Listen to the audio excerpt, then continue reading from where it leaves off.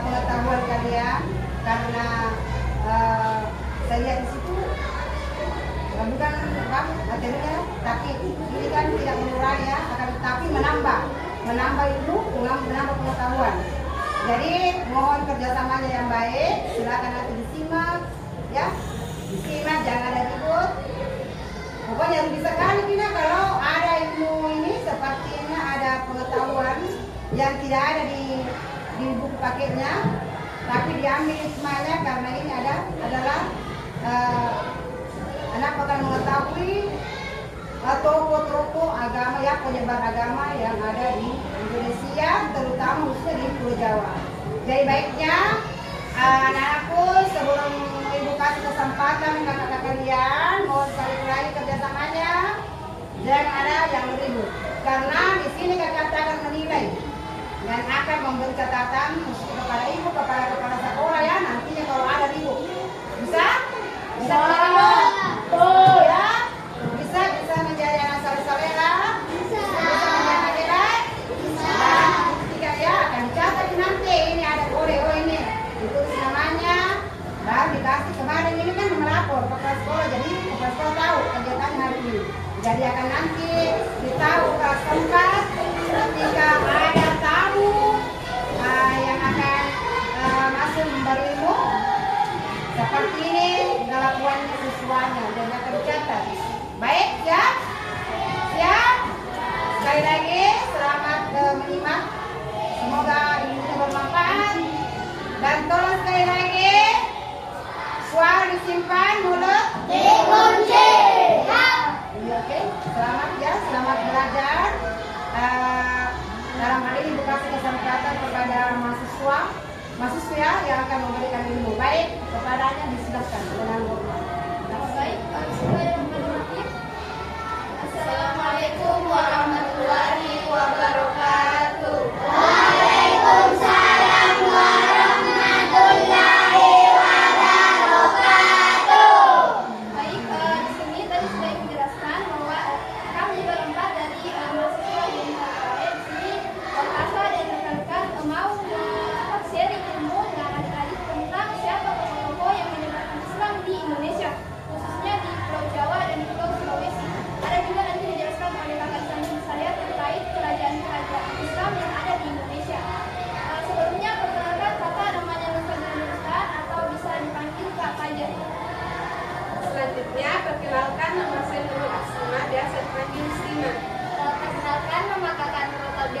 biasa dipanggil Kak Lulu. Perkenalkan, nama saya Asmawati, biasa dipanggil Kak Asma. Kalian sehat, perhatian sehat, untuk anak soleh-soleha. Sebelum kita belajar, mari kita bersama-sama membaca doa.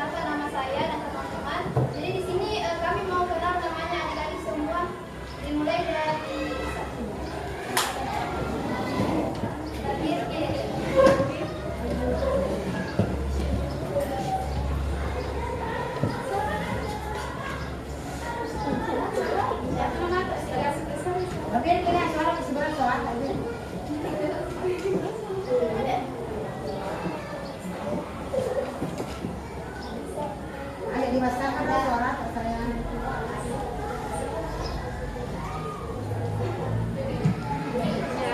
Suara, sering saya.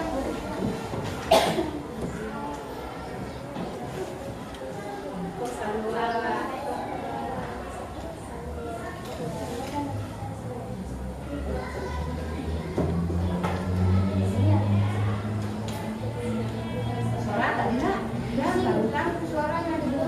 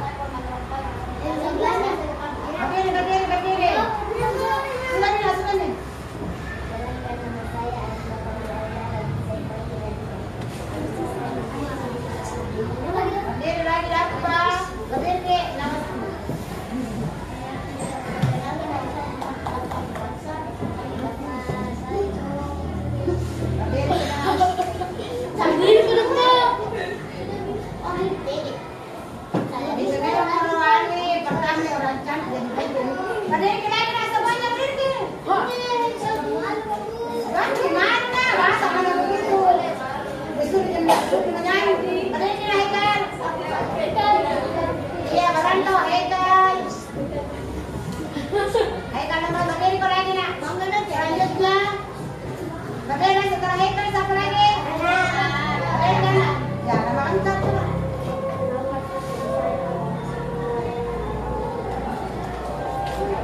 Itu dia situ.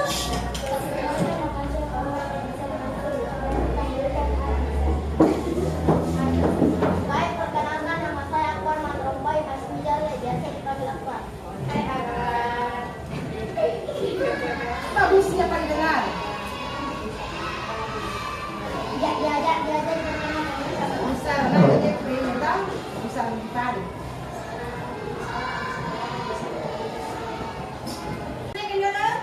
Breakin dulu, coba semuanya, baru kita gerak. Satu mulai. Tangan.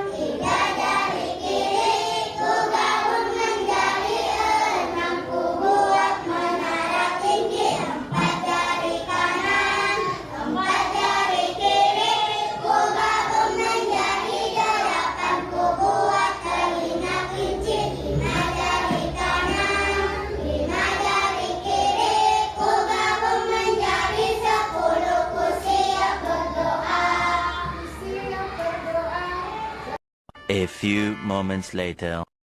Waalaikumsalam warahmatullahi wabarakatuh.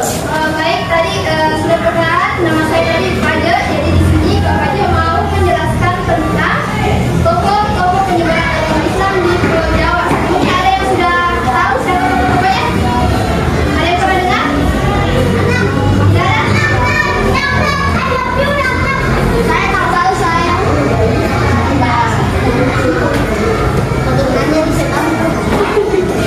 Baik, di sini ada 9 orang tokoh. Sebelumnya di sini ada pernah lihat muka dari 9 tokoh ini? Dapat? Jadi 9 tokoh ini namanya Wali Songo. Ada apa yang pernah dengar sini istilah Wali Songo?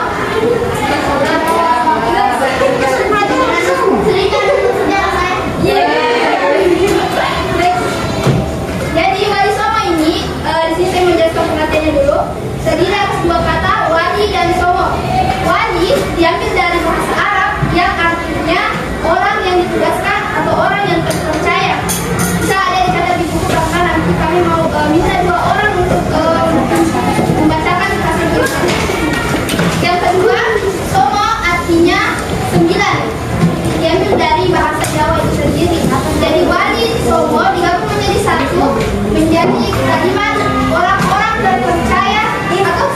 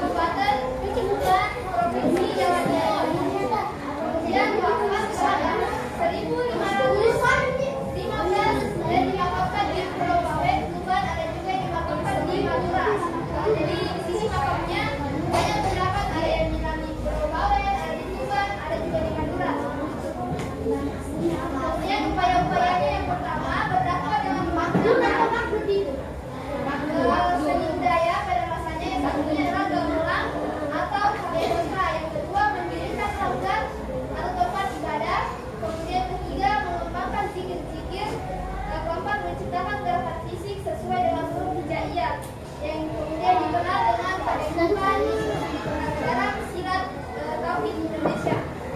Baik, yang terakhir yang akan menjelaskan yaitu Sunan Giri. Nah, Sunan Giri ini nama aslinya Raden Paku atau juga nama lainnya yaitu Prabu Satmata, Salihia Wijirinata, Sultan Abdul Fatih, dan Raden Djajah Yakin dan Gasa Samudra. Jadi dia punya banyak nama di wilayah tersebut.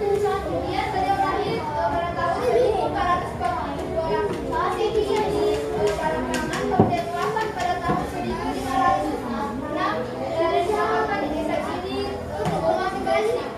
Upayanya yang pertama mendirikan pesantren, yang kedua mengutus para mubalik atau para penceramah di wilayah Madura, Bawean, Panggian, Lombok, Makassar, Ternate, dan Aceh. Kemudian mengenalkan agama Islam kepada anak-anak melalui berbagai macam permainan. Ketiga, memanfaatkan seni pertunjukan sebagai media untuk menyebarkan Islam. Nah, itulah tadi yang bisa saya jelaskan.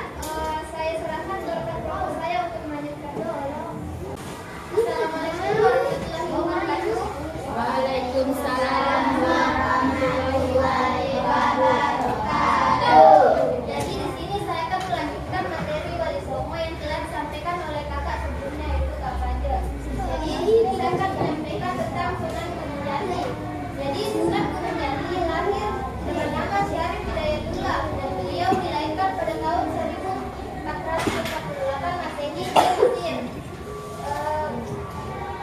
Beliau ini menggunakan strategi dakwah yang dilakukan dengan menguatkan kedudukan politik dan beliau wafat pada tanggal 19 September 1568 Masehi.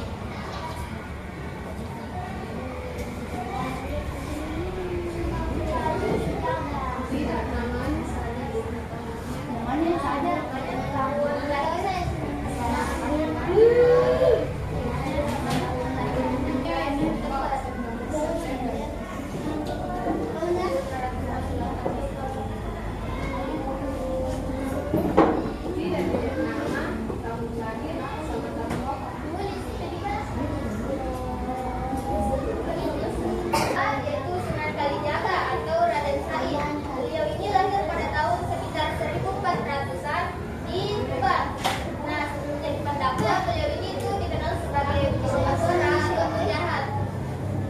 Beliau sangat pandai memainkan wayang sehingga dia dijuluki di dalam Sidat Beraksi. Untuk melengkapi pertunjukan wayang yang ditampilkan oleh beliau ini, penonton cukup menyebut kalimat syahadat atau 2 kalimat syahadat. Dengan ini banyak orang-orang yang masuk Islam. Nah, beliau wafat pada tanggal 12 Muharram 1513. Belum tak tulis deh.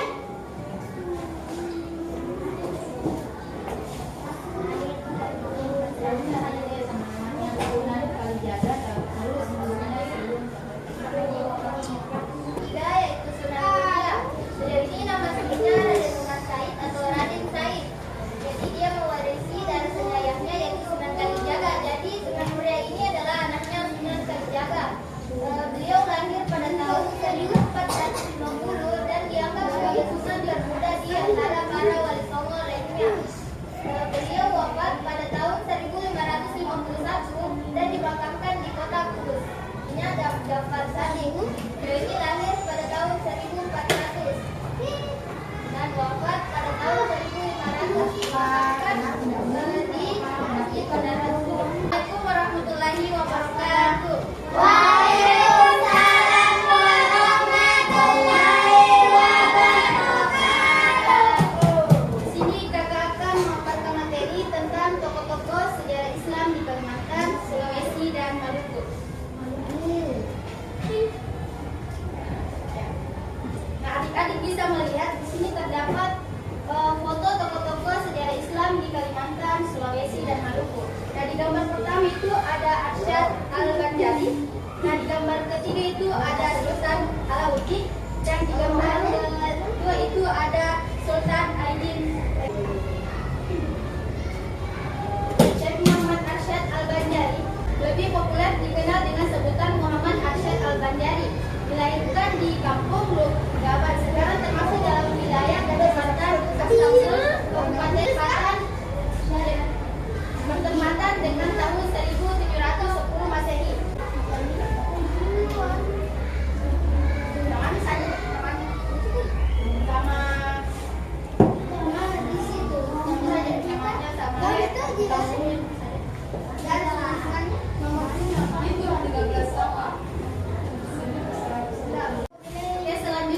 ada peran Muhammad Arsyad Al-Banjari. Nah, peran Muhammad Arsyad dan sangat penting dalam pengembangan Islam adalah produktivitasnya dalam buku atau karya tulis yang menyangkut tentang masalah pokok-pokok agama seperti fikih, tauhid, dan tasawuf. Selanjutnya itu ada Sultan Alauddin. Nah, Sultan Alauddin adalah Raja Goa yang ke-14. Beliau adalah Raja Goa pertama yang memeluk agama Islam. Beliau masuk Islam bersamaan dengan Raja Tallo. Ia merupakan anak raja dari 12 Jalok. Alauddin dilahirkan dengan nama Imangirani. Bangsanya Idain Raja Tallo tersebut sekaligus menjadi menghukumi kerajaan Goa. Setelah masuk Islam, Raja Tallo ini dinamai dengan Sultan Abdullah Awal al-Islam. Sultan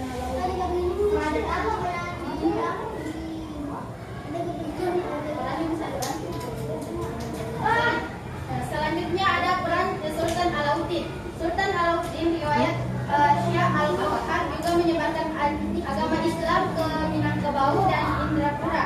Dikutip dari buku sejarah Kota Madya, Banda Aceh Kaya, pada masa pemerintahan Sultan Alauddin ia berhasil melakukan perluasan wilayah ke kota-kota pelabuhan di pantai barat Sumatera, diantaranya yaitu Barus, Singkit, Pasaman, Ibu, Pertaman, dan Padang. Sekian itulah pakar materi dari saya. Selanjutnya saya serahkan ke materi selanjutnya. Baik, assalamualaikum warahmatullahi wabarakatuh. Waalaikumsalam warahmatullahi wabarakatuh. Baik, di sini saya akan menjelaskan yaitu sejarah kerajaan Islam Indonesia di Nusantara. Yang pertama yaitu Kerajaan Samudra Pasai itu merupakan kerajaan Islam pertama yang ada di Nusantara. Kerajaan ini didirikan oleh Sultan Malik Al-Saleh atau dikenal dengan Rasilu pada tahun 1267. Next. Adapun bukti adanya keberadaan kerajaan ini yaitu ditemukannya makam raja-raja Pasai di kampung Geograf Aceh. Kerajaan kedua yaitu Aceh Darussalam. Kerajaan Islam pertama di Nusantara yaitu Kerajaan Aceh Darussalam. Letak kerajaan ini di Sumatera bagian utara yang dekat dengan jalur perdagangan dan pelayaran internasional. Sultan pertamanya yaitu Sultan Ali Mukhayar Shah. Namanya mau kita tulis sama nama berdirinya. Nama kerajaan sama nama kerajaan.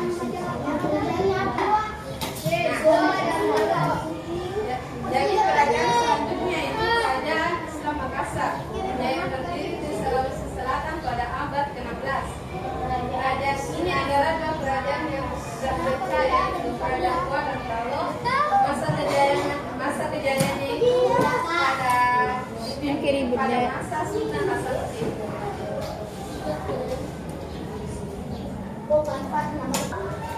Adapun keruntuhan kerajaan Islam ini karena pihak Belanda yang menembak antara Kerajaan Makassar dan Kerajaan Bone.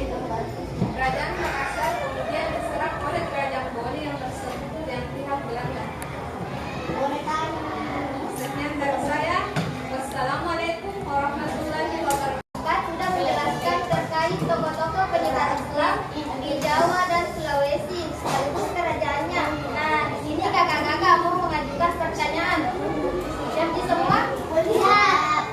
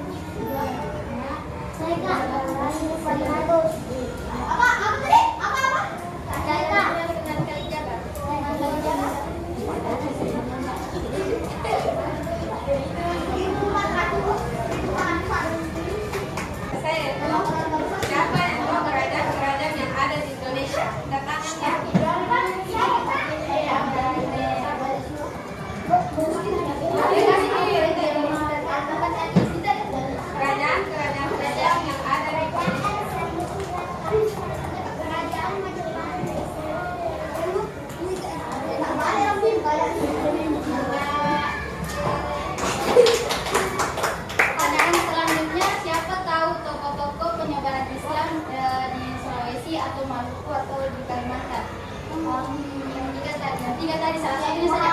Syekh Muhammad Abdullah Al-Banjari. Itu kami salah satunya saja. Sampai mana tak? Akbar. Sultan bin Alauddin. Tadi ada tadi sudah dua menjawab, jadi ini yang sudah dua menjawab, jadi usah selanjutnya. Oh iya. Oke. Jadi di sini ada yang mau bacakan hasil tulisannya dari awal sampai akhir. Siapa tahu? Ada? Coba. Ain. Kok kamu buat Ain? Kasih kesempatan apa mau? Nggak ada yang mau? Kita baca saja. Dikasihnya saya mau. Tapi ini tahun 14 wafat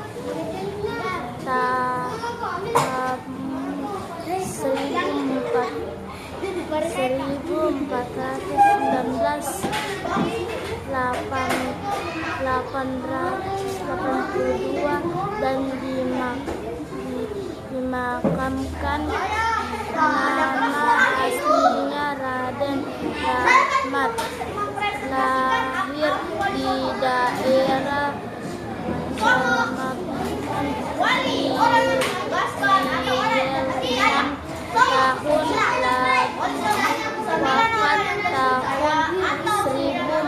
tahun 1481. Di Tuban ada juga yang mengatakan di Madura memiliki beberapa nama yakni Raden Paku, Prabu, Satmata, Sanhayan, Satmata, Sunan Gunung Jati lahir dengan nama Syarif Hidayatullah. Dia dilahirkan tahun 1448 Masehi. Para tokoh Sunan Kalijaga atau Raden Said lahir pada tahun 1400 di Tuban, wafat tahun tanggal 12 Muharram 1513. Sunan Muria bernama asli Raden Umar Said, lahir pada tahun 1450, wafat tahun 1551 dan dimakamkan di kota Kudus. Sunan Kudus bernama asli Jafar Sadiq, lahir pada tahun 1400 wilayah Dakwah, wafat tahun 1550.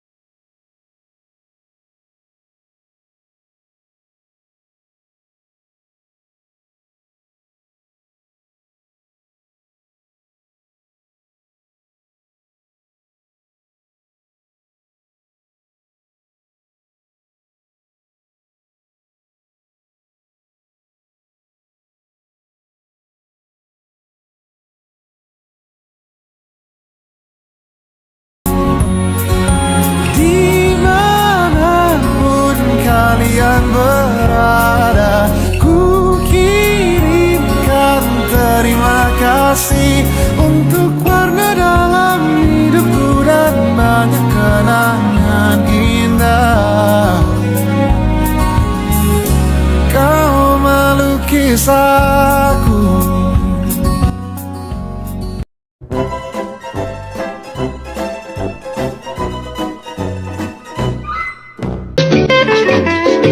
Thank you.